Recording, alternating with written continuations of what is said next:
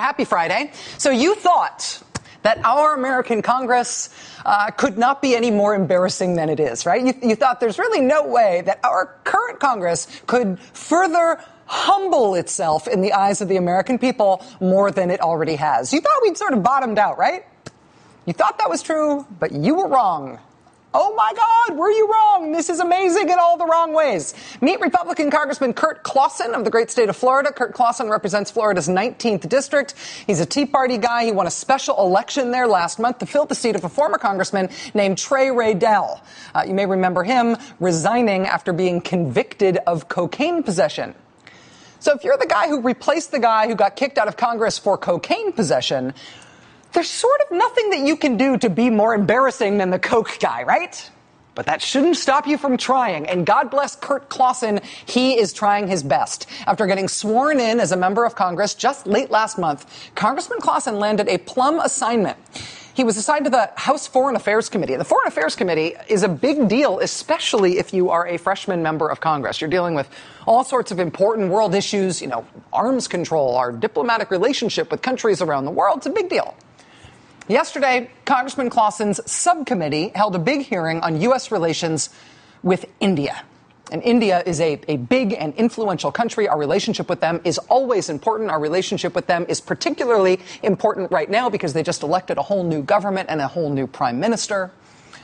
So the Foreign Affairs Committee called to testify two top officials of the U.S. government. The guy you see on the right is an official in the U.S. Commerce Department. The woman you see on the left is an official at the U.S. State Department. These are both senior members of the United States government. They are Americans. They work for the U.S. government as senior officials. Let me reiterate that. Senior U.S. officials. Congressman Clausen, take it away.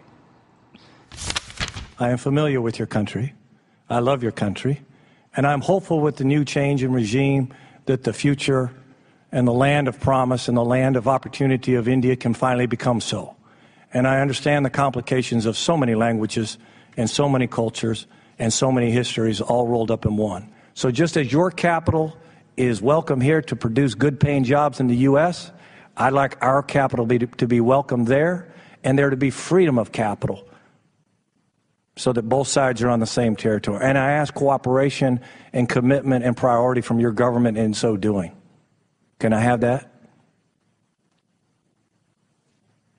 I think your question is to the Indian government, and we certainly share your sentiments, and we certainly will advocate that on behalf of the U.S. Of course.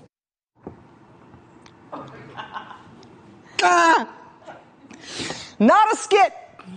Our actual Congress. I need a new pen. I'm sorry.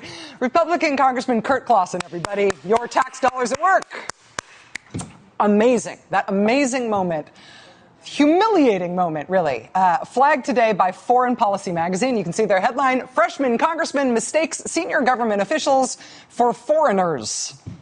Foreign Policy magazine helpfully noting, quote, during the hearing, Congressman Clausen repeatedly touted his deep knowledge of the Indian subcontinent and his favorite Bollywood movies. I love it when you guys do the, oh my God, how could you possibly be a member of Congress? You thought that it could not be possible for Congress to be more embarrassing than it already is. And then along came today. Who knows what tomorrow will bring? Republican Congressman Kurt Clausen, thank you for redefining wrong. Wow.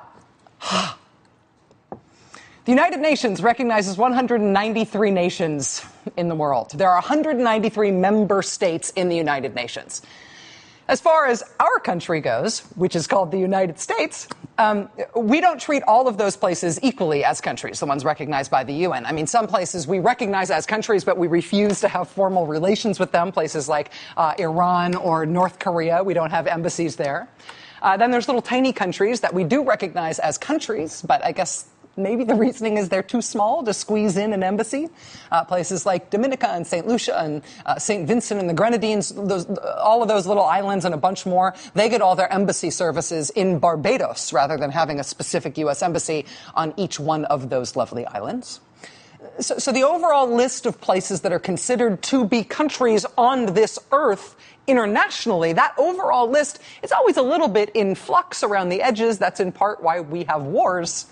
But as far as the United States is concerned, there is a hard and fast count of the number of nations on earth where our government, the U.S. government, maintains an embassy. We have U.S. embassies abroad in 169 countries. And consider this. Right now, there is nobody home at a quarter of those embassies around the globe. In 1/4 of the world's nations where we have an embassy, and therefore we are supposed to have an ambassador at our embassy, we don't have an ambassador. A quarter of the earth. And that's because our Congress is a disaster. Our Congress, our current Congress, has some sort of inexplicable injury which prohibits them from doing even the basic non-controversial work of keeping the government going or recognizing American officials sitting in front of them with name tags. Approving ambassadors is not like passing Obamacare or something complicated, right? Approving ambassadors is not the world's most controversial thing. But this Congress cannot even do that. Not this Congress. It's astonishing. And the problems with this Congress have been building throughout this Congress. This is the least productive Congress in the modern history of the United States. But at this particular moment in the news, with our roaring international crisis headlines, right, it is newly shocking and newly problematic that these countries that aren't just faraway places, these countries that directly affect the most important things going on in our own country right now, these are places where we're basically staffing our embassies with temps, thanks to Congress. The tens of thousands of kids and young families who've been turning up on the U.S. border, thus creating the biggest domestic news story of the summer, those kids are coming from 3 specific countries in Central America: El Salvador, Honduras, and Guatemala. The United States is doing intensive, multi-layered diplomacy with these countries to try to stop the flow of these kids, try to stop them leaving those countries to come to our country. We're running ad campaigns in those countries. We're sending cabinet officers to those 3 countries. We sent the vice president to those countries to go meet with the leaders of those nations. The presidents of those 3 nations came to the White House today to meet personally with President Obama. But you know what?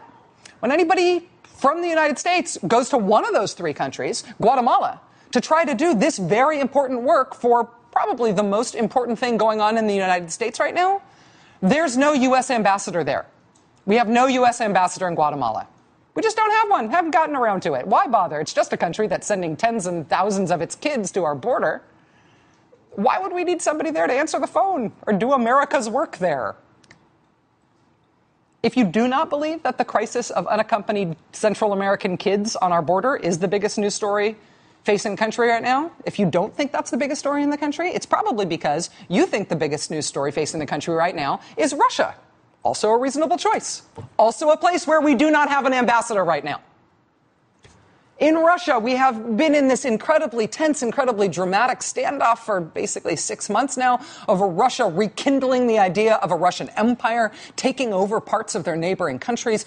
The war that Russia has been cooking next door in Ukraine last week, of course, resulted in the apparent shoot-down of a passenger jet carrying 300 civilians who had absolutely nothing to do with that war. The U.S. government is now accusing Russia of not just aiding the pro-Russian separatists in eastern Ukraine, but of firing artillery rounds across the border from Russia into Ukraine. The stuff between us and Russia right now is off the hook, and it is getting more intense every day. We have no ambassador to Russia because that's Congress's job, and so therefore it is a job that is not done. Anything that Congress is responsible for, we apparently just have to get by without, including having someone in charge of American interests in 1/4 of the nations on the earth. And it's not like Congress is only shirking its responsibility on stuff that people don't care about. I mean, just take the Russia issue. Americans are paying attention and Americans care. The new CNN poll on how Americans view Russia shows that over the course of this really tense period that we're having with them, over the course of the last 5 months, the proportion of Americans who view Russia in a favorable light has dropped in 5 months from 41% to 19%. That's a plunge. Americans are horrified at how Russia is behaving. Their favorability rating dropped more than 20 points in just a few months. That's unheard of. And for a major world power to be viewed by Americans with only a 19% approval rating, that is terrible to the point where it is almost shocking. But you know who Americans hate more than we hate Russia? More than we hate Russia, we hate our own Congress. The latest CNN poll puts the Russia approval rating at 19%. The latest CNN poll puts the latest Congress approval rating at 14%. So we American citizens are basically in a Cold War with the 202 area code. And this Congress, being the most failed Congress of all time, this Congress that has done less than any other Congress in the modern history of Congress, that fact about them has been true all year long. It's been evident all year. By rights, this really should be the center of what we talk about when we talk about Washington right now. This is truly historic failure. But right now, this week, that failure is newly horrible and newly consequential. And that is in part because the world is on fire and we don't have ambassadors approved for the places that we are actively involved in intense and consequential negotiations with, right? Places like Guatemala and Russia, where there are these huge crises that really affect Americans right now. That's part of it.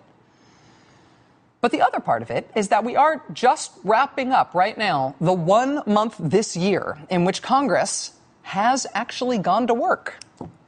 When the Republican Party took over control of the House of Representatives, you may remember that one of the things they did is they gave themselves a lot less time at work. They changed the calendar for themselves. They expanded their vacation periods. They said they would work fewer days. The way they moved around the calendar made it so that this month that we're in right now, July, is the only month in this session of Congress so far in which they have actually worked 4 weeks in a row. It's exhausting. And so naturally now they have to give themselves an entire month off to recover, maybe a little longer. Congress is due to leave at the end of next week for at least a month. And one of the things they are now warning they may not be able to do is anything about what was the other biggest scandal of the summer that they all said they cared about so much. The crisis that they were going to put aside all partisanship for, right? They were going to put aside everything to deal with it because it meant so much to us as a nation. It was a matter of our national honor. Congress is apparently now maybe not going to do anything about it, about the VA. The VA scandal that riveted the nation for weeks, that got every member of Congress pounding their chest about how they were going to do the right thing and how important this was to fix. Well, the Senate passed a bill for the VA. The House passed a different version of a bill for the VA. They're supposed to be working right now to resolve the differences between those two bills and send something to the president's desk. But it's been sitting there for 6 weeks, totally bottlenecked. House Republicans say they don't want to spend the money. And apparently that is the basis of it not going forward. So it's fizzling, no fix. This week, 16 major veterans organizations wrote to Congress. They all signed on to the same letter, pleading for Congress to please get it done. Listen, both houses passed a bill. In the Senate, the two co-sponsors were John McCain and Bernie Sanders. Right? That's almost a bridge too far in terms of the ideological spread. The work here is 95% done, but because it is this Congress, apparently they cannot finish it. There was a glimmer of hope coming into this week that maybe this was the week that Congress might be able to get this done. That's how the week started. Here's how it went over the course of the week. Roll call. VA talks collapse. Military Times. VA reform bill stalled by partisan bickering. The Hill. Talks on veterans bill in full meltdown. There are 4 working days between now and when Congress pats itself on the back for having done nothing and takes more than a month off. They have left more undone than any other Congress in the history of the United States of America, including our basic responsibility to have American ambassadors around the world. But even for a Congress this failed, and this reviled by the American people for it, the one thing they all say they supposedly care about, and they supposedly want to get done, is take care of our veterans and fix the outrageous problems they have all been complaining about in which veterans were not getting care. Congress now has 4 days to do it. All of the major veterans organizations in the country say it looks like it's not going to happen unless something changes. They are sounding the alarm this week. This Congress is, quantitatively speaking, the worst Congress ever.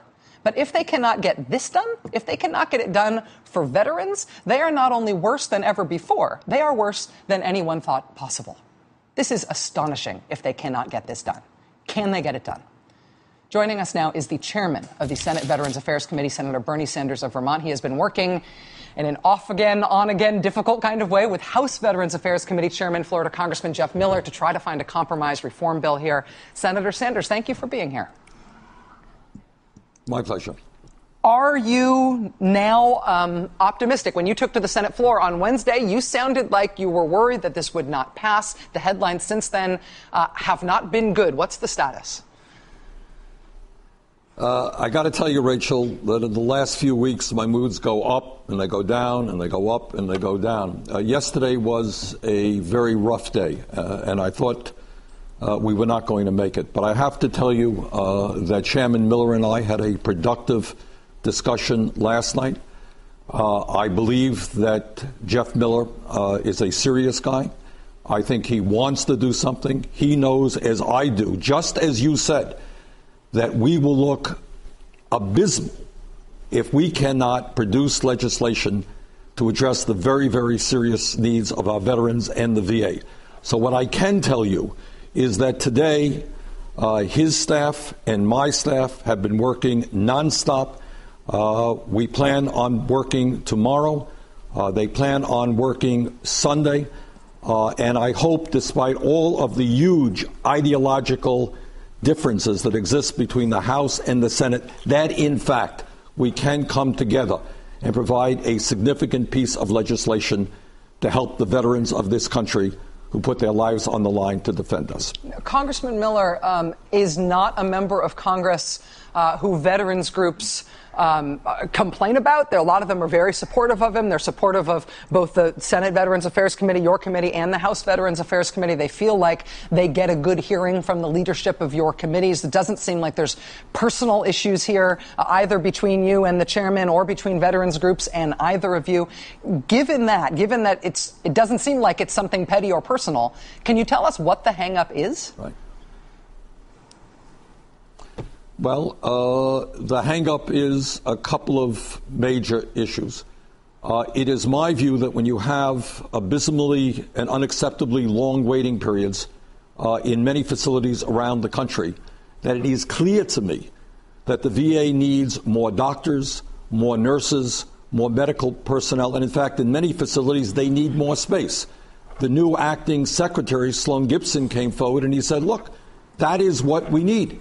If we don't want to have this crisis recur every 2 years, every 3 years, we need to make sure that we have the personnel that can deal with the fact that 1.5 million more veterans have come into the system in the last 4 years. Many of them are dealing with very difficult issues of PTSD and TBI. Rachel, today, close to 50,000 veterans got mental health outpatient treatment today and every day. So we have to deal with that. In my view, 16 major veterans organizations said that we should help the VA get the funding that they need. And that is one of the controversial issues. And the second issue out there is, how do you pay for all this stuff? This is expensive stuff. In my view, and what the Senate did, and John McCain was very, very strong in this. John and I disagree on almost everything. But when he was on the floor, what he said, if this is not an emergency, if not taking care of people who are hurt in war is not an emergency, what is an emergency? And I agree. So if it is an emergency, we pay for it as a cost of war. You know, we are spending trillions of dollars on the wars in Iraq and Afghanistan. Nobody offset any of that. That's a cost of war. Taking care of the men and women who fought in those wars should also be a cost of war. That is my view. That's the Senate view. The House has a different point of view. So what I hope very much is that Chairman Miller, as you indicated, is a serious man. He's an honorable man. I like him. We are working as hard as we can so that, in fact, we can give a little bit of comfort, not only to the veterans community, but to the people of this country who recognize, as you've just said, how dysfunctional the United States Congress is. At least we should be able to take care of veterans.